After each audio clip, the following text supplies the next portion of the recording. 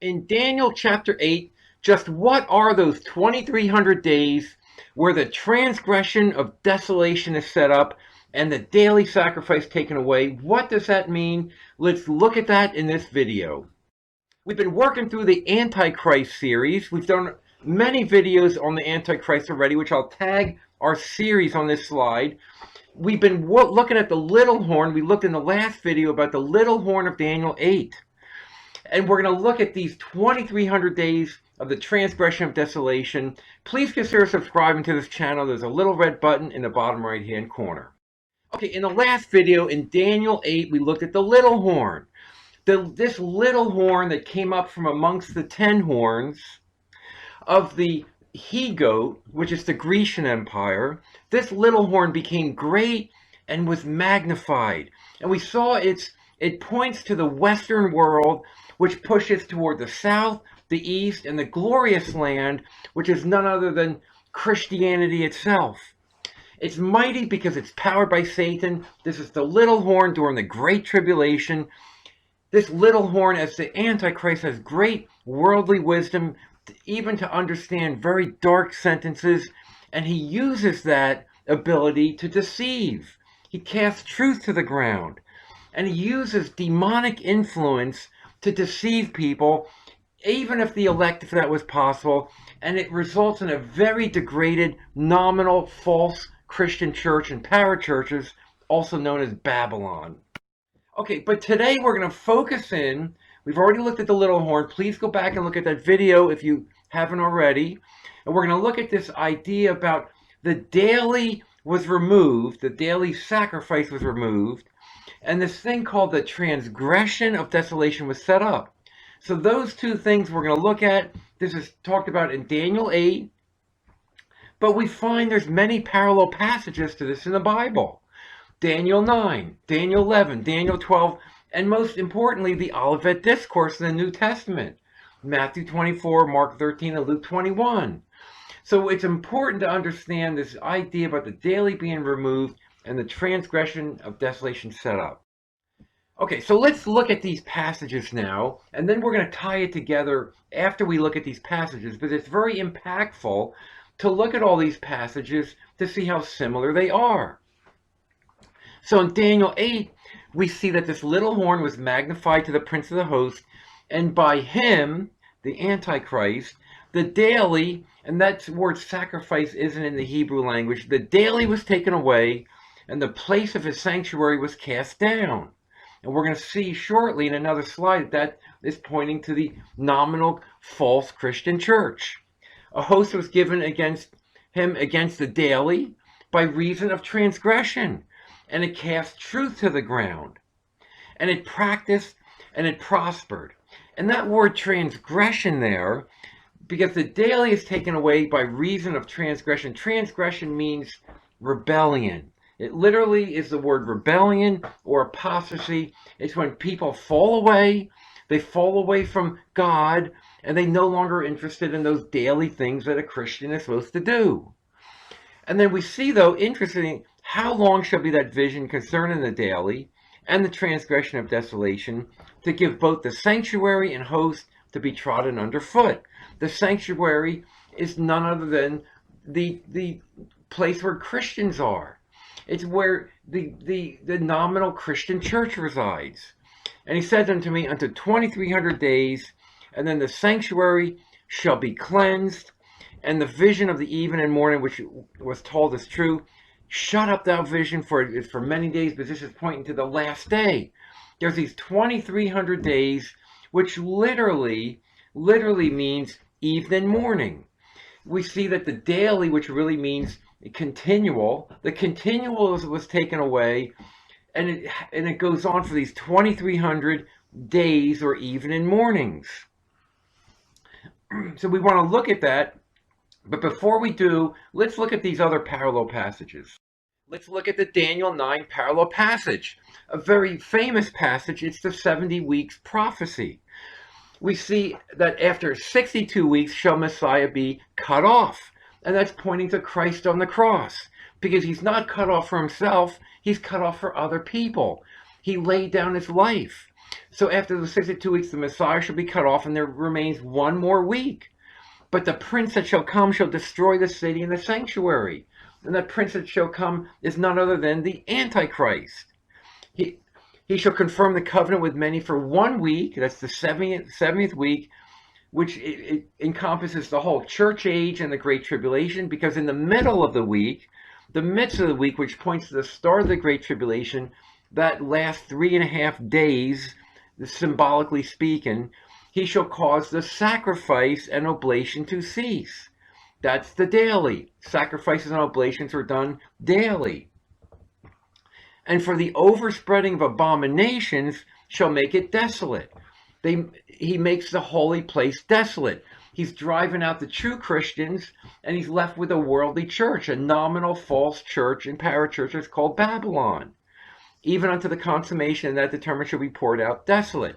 So Daniel 9 is another parallel passage where the daily is taken away, the sacrifice and oblation, and for the overspreading of abominations, he shall make it desolate. And we're going to look very clearly at what daily means in an upcoming slide, as well as abominations.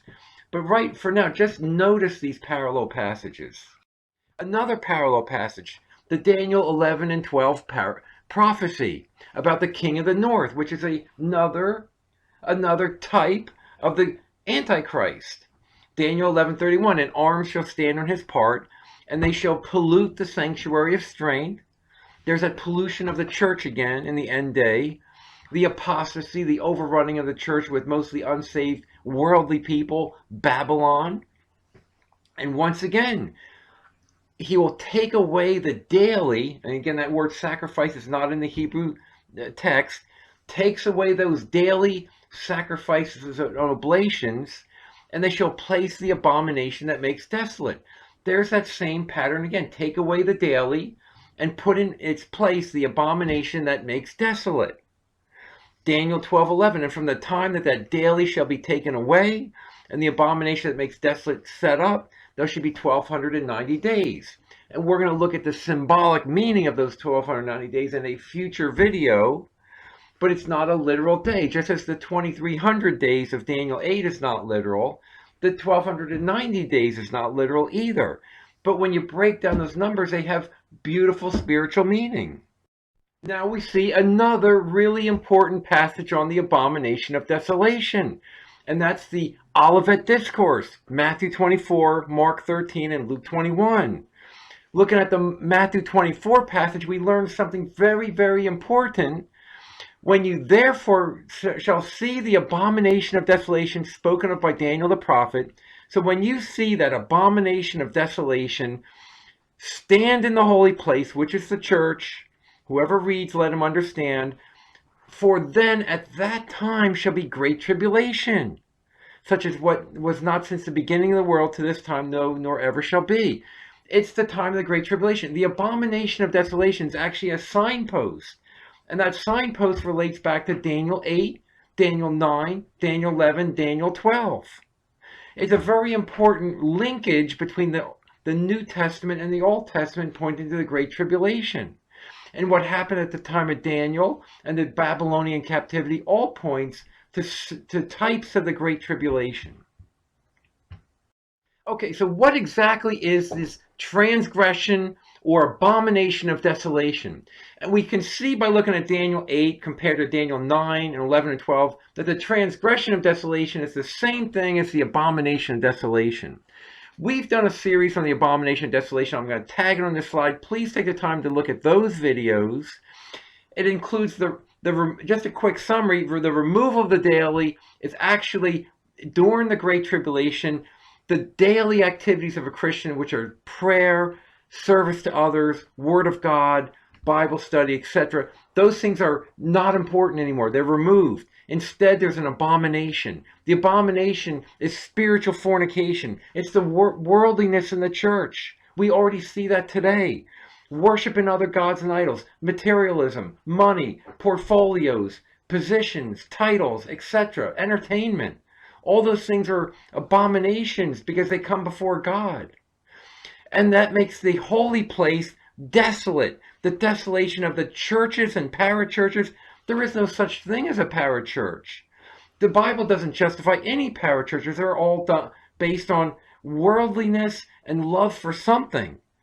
They're desolated. These churches and parachurches are desolated by spiritual famine, a hunger for the word of God, a famine for hearing of the words of God. Amos 8:11.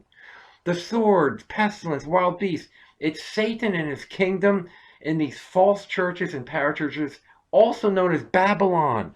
Babylon is the false Christian church and parachurches. Again, please consider subscribing, and I'll tag this slide.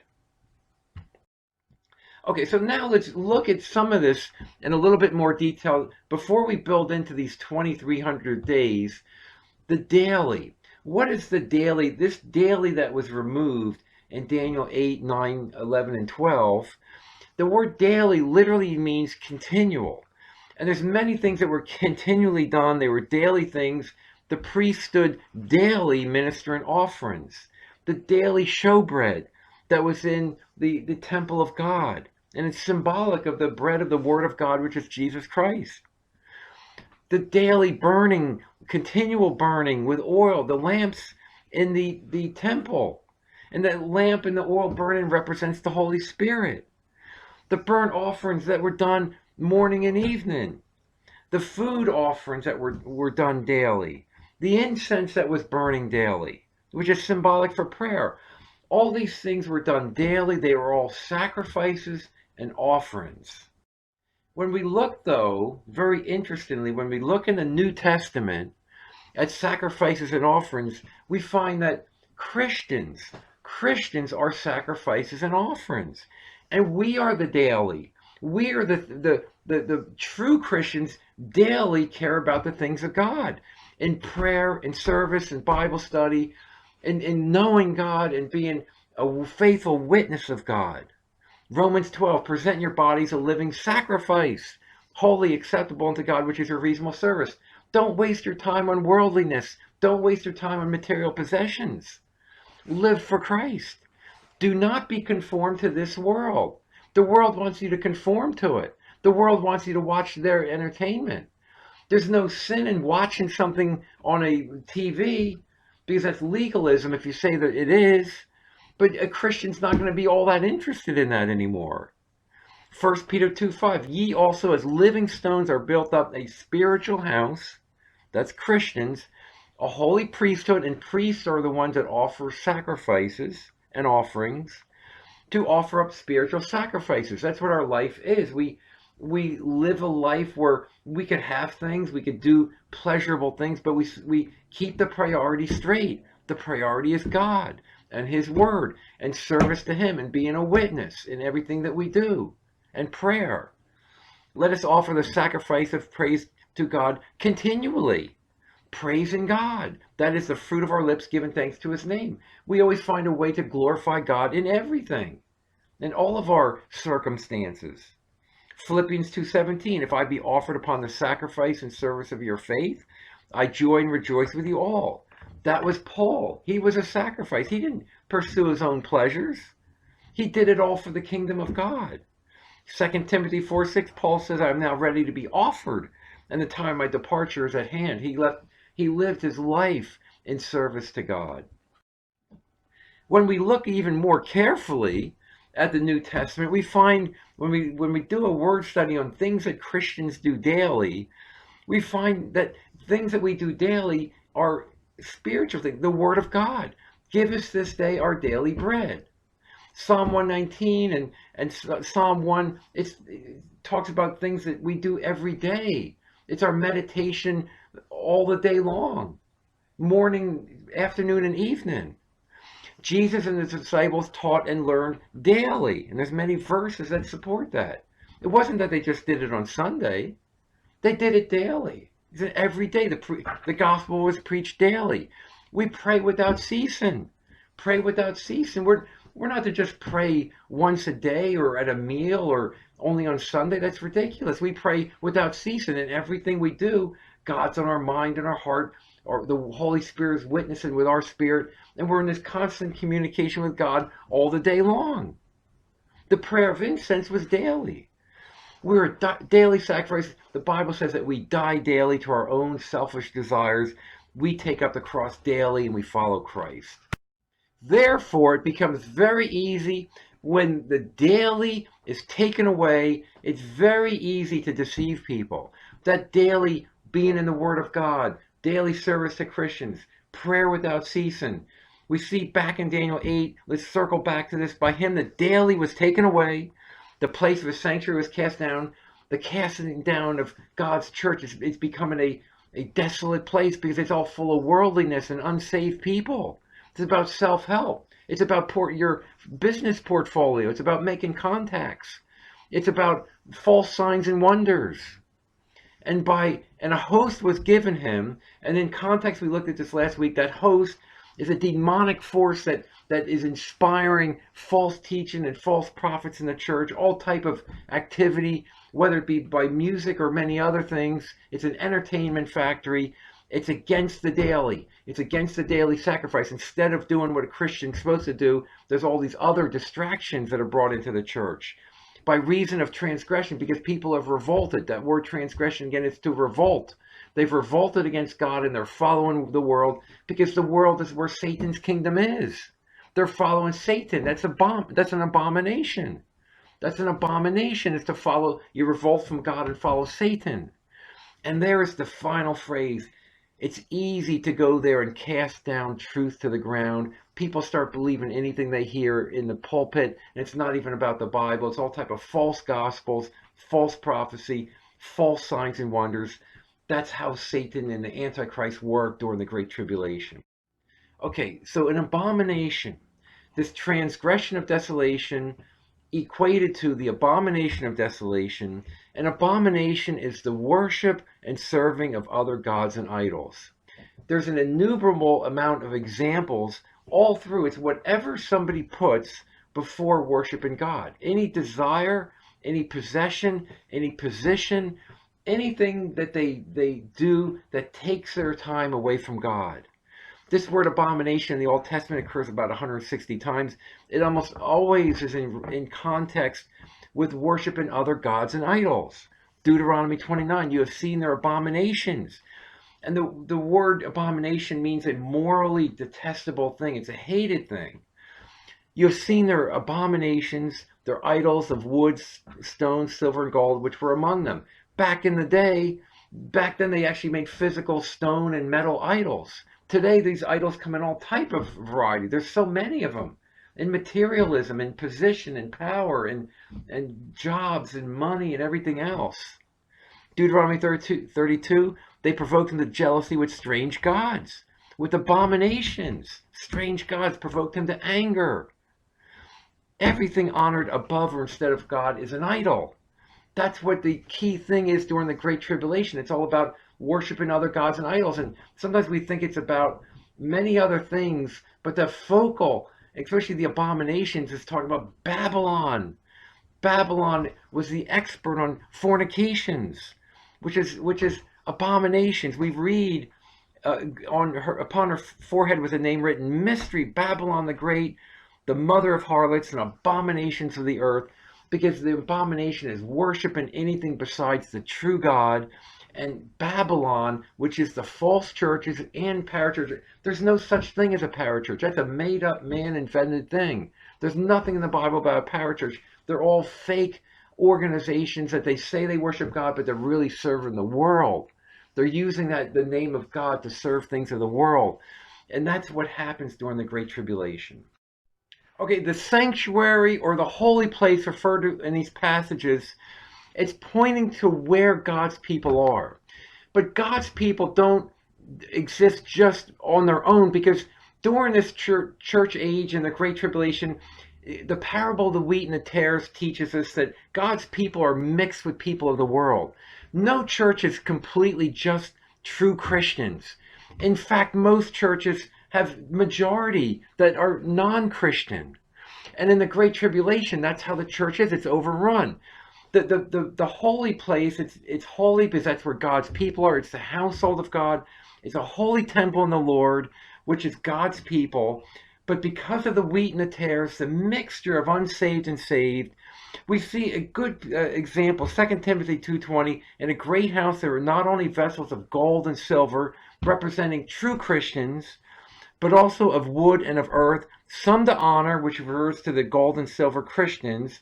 The wood and the earth are dishonor. So in a holy place, it's a mixture of Christians and non, but that's why this attack, the removal of the daily from the holy place, it's the desolation of where God's people are. Okay, we're going to quickly look at the symbolic meaning of these 2,300 days that the daily sacrifice is taken away and the transgression or abomination of desolation is set up. It's 2,300 days. And the important thing to notice is that this is a vision. It's a vision, and a vision has to do with what is symbolic. It's a thing that one sees, but it has so much more deeper symbolic meaning. The 2,300 days, just like many, many other numbers in the Bible, should not be taken that these are literal 2,300 days. And many, many, many, many people do that. So we see here, there's a vision, there's a question here asked in Daniel 8, how long shall be the vision concerning the daily and the transgression or rebellion of desolation, which is the abomination? And the answer is 2,300 days. And that word days there, literally it means 2,300 evening mornings. Evening mornings, then shall the sanctuary be cleansed. That points to the last day when Christ returns and eternity is ushered in. 2,300 evening days is the Great Tribulation. The vision of the evening and morning, which was told is true. This is down in Daniel 8, verse 26. Wherefore shut up the vision, for it shall be for many days. It's in the future, because it's the Great Tribulation. So let's look at this evening and morning. There's 2,300 evening mornings, and evening mornings has a very important meaning in the Bible. Evening and morning, it points to the same things as the daily. The removal of the daily are things that happen every day, continually, and we find that it's the same things in the Old Testament as what happened in the evening and morning. So all these passages on this slide, and we'll go through this quickly, have to do with things that are done every evening and every morning. Oil is provided in the lampstand in the temple. One lamb is offered in the morning, another lamb at evening. It is a continual burnt offering, and continual is that same word as daily. Leviticus 6:20, the offering of the meat offering, fine flour, was perpetual, half in the morning, half at night. Evening, morning again. Aaron set the order of the temple from evening to morning continually. There's offerings in the morning and evening. Continual sacrifices, incense, showbread, burnt offerings, evening and morning. Evening and morning, 23 evening and mornings is pointing to the fact that the daily is taken away. Those evening and mornings are taken away for these 2,300 days. So the important thing in this passage is, what is the 2,300 symbolic of? And when we look at 2,300, we see it's based on the numbers 23 and 100. 100 is a symbol for the fullness of man's life, whether it's what he produces, his possessions, his works, whether they're good or evil. It's the fullness of man's life. We're going to look at a few verses on an upcoming slide on that. But then 23 is the number of judgment, judgment on the nominal church. That part of the church is unsaved. And when we look in the Bible, numbers are very, very, very often used symbolically. The number 7, the number 3, the number 2, they're on and on. 144,000, 1,000 is complete fullness. And we recall that everything in the Bible is important. There's nothing in the Bible that's not important. And there's some passages we're going to look at that we're saying, well, that's just a number. But they can be understood in a spiritual manner. Isaiah 55:11, so shall my word be that goes forth out of my mouth. It shall not return unto me void. The use of numbers in the Bible is not just incidental, and we're going to see that. It shall accomplish that which I please. They're important. It takes time to study it and dwell on it and think about it, but that's what a Christian's to do. First, the symbolism of 100. The 100, again, is symbolic of the fullness of man's life. It always ties back to a humankind, man or woman. It's something that's full in their life. For example, Proverbs 17:10, reproof enters more into a wise man than 100 stripes into a fool. As much as you can chasten a fool, he doesn't get wisdom. The 100 is just showing it's the fullness of his life, the fullness of what you could do to him. Nicodemus brought 100 pounds of myrrh and aloes to Jesus' tomb. That's all he could bring. That's what he did in love for Christ. But it was, again, symbolic number. It was literal, but it has a symbolic meaning. It's that he brought everything he could bring to honor Christ.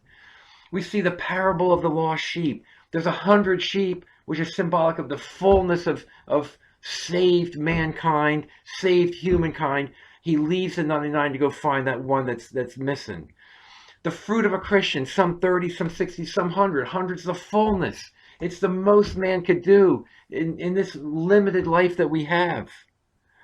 Isaac sowed in that land and received in the same year 100-fold. It's the most he could possibly have received, and the Lord blessed him.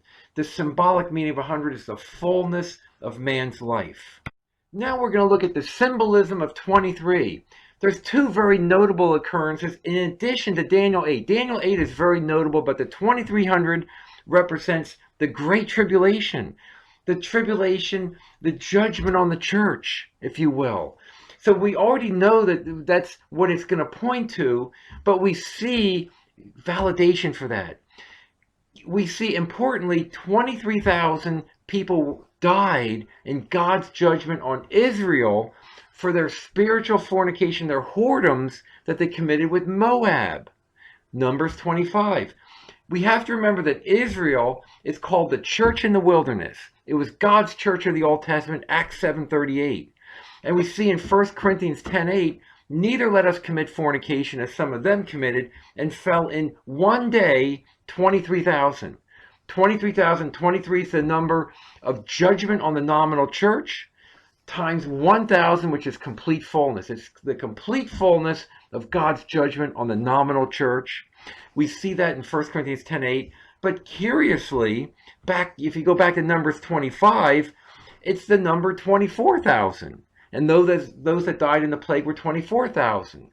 And 24 is the number of 12 and 12, the completeness of God's organization through the Old and New Testaments. We've looked at the 24 elders before, times 1,000, the complete fullness. And there is no contradictions in the Bible. There's no contradictions. People want to use this passage and say, look, the Bible's got errors. It's contradictions. One place it says 23,000, another place is 24. But we see the important difference in 1 Corinthians 10:8 that in one day 23,000 fell. But the total was 24,000, presumably over at least 2 days or maybe 3 days. So there is no contradiction there. But what it does emphasize is the importance of numbers. God uses numbers in a certain way, and he emphasizes that 23,000 in 1 Corinthians 10:8. We have on our website, and I'll put this in the comments section, we have studies on the symbolic meaning of numbers if you want to get into that more. But for now, we see 23, the judgment on God, on the nominal church. Okay, one additional example of the symbolic use of the number 23. It's in the book of Acts, Acts 27. It's all about a shipwreck. Paul has appealed to Caesar. To Caesar he'll go. They put him on a ship, and this ship is going to suffer a shipwreck. And some people say, oh, this is just an interesting story in the Bible about how ships were used. But no, it's got a lot of spiritual meaning, because there's exactly 276 souls that will be saved in this shipwreck. And it's that number, that's not there incidentally. It's just like God says, oh, we'll just put 276 in there. It's not random. God's word does not come back to him void. But there's 276 people, including Paul, that are saved in this shipwreck. A ship in the Bible represents a church. It represents the Christian's journey to the promised land, to cross the sea, to cross the place of danger, and be safe from the promised land of eternity. And a ship is the church that tenderly and gently protects them to go across, albeit there might be some waves at times and some trouble. Ship represents church, and here we see a shipwreck. The church is in shipwreck. When we see that this is representing that the church is destroyed, but there's 276 people saved. And that number 276, not coincidentally, of course, it's the number 12 times 23. 12 times 23. 12 is the number of God's organization, the 12 tribes of Israel, the 12 apostles, 144,000, etc. It's the 12, but it's through the judgment on the church. The ship is wrecked, but the 276 make it to land safely, albeit through judgment and through trial. We see in Acts 27, the Bible teaches, and now I exhort you to be of good cheer, for there shall be no loss of any man's life, which literally means soul. You won't lose your soul among you, but of the ship. The ship is going to be shipwrecked. The ship is going to be destroyed. The church. We were all in that ship. 276 souls. 200. Why does the Bible give us that precise number? Because it's 12 times 23. The rest, some on board, some on broken pieces on the ship. And so it came to pass that they escaped all safe to land. Safe salvation on the promised land. It's a beautiful spiritual picture here, but it's through judgment. Just a quick summary of this study. About 2,300 days of the removal of the daily and the transgression of desolation. Transgression is the same as the abomination of desolation. Transgression means to revolt. Abomination means spiritual fornication, worldliness, the worship of other gods and idols. It causes the desolation during the Great Tribulation of these churches and parachurches. There is no such thing as a parachurch. That's just a fabrication of people trying to be religious. But during the Great Tribulation, these churches are shipwrecked. They're made desolate because of the rebellion of the abomination of spiritual fornication. It's Babylon. The churches and parachurches are Babylon. The removal of the daily is that daily, evening and morning things that Christians do. Prayer, service, word of God, sacrifice. It's the continual. The daily means continual. It's an evening and morning. It's these sacrifice and offerings that Christians make. The 2,300 points to the judgment on the church, and the church becomes worldly instead of having the daily there of service and sacrifice and God and the Word of God. It becomes an abomination of rebellion. We're going to move on here. Daniel 9 is the next video, the 70 weeks prophecy. You're not going to want to miss that. Please consider subscribing, and thank you very much for watching this video.